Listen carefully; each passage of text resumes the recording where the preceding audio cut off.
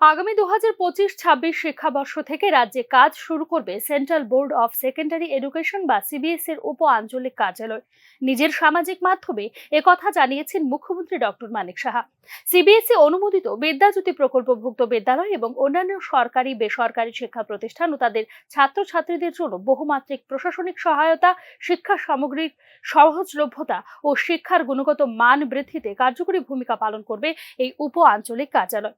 রাজ্যে বর্তমানে 125টি বিদ্যাজ্যোতি স্কুল এবং 93টি অন্যান্য সরকারি এবং বেসরকারি বিদ্যালয় রয়েছে সিবিএসইর অধীনে। এই সমস্ত বিদ্যালয়ের শিক্ষক শিক্ষিকা, ছাত্রছাত্রী ও অভিভাবকদের এখন আর বিভিন্ন সমস্যার সমাধানের জন্য বহিরাজ্যে ছুটতে হবে না বলে জানিয়েছেন মুখ্যমন্ত্রী ডক্টর মানিক সাহা।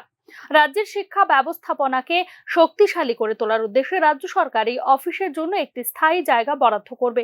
তাই প্রাথমিকভাবে আমতলী রামকৃষ্ণ মিশন বিদ্যালয়ের নির্দিষ্ট একটি ভবনে অস্থায়ীভাবে সিবিএসইর এই উপ আঞ্চলিক কেন্দ্র কাজ শুরু করবে বলেও জানিয়েছেন মুখ্যমন্ত্রী।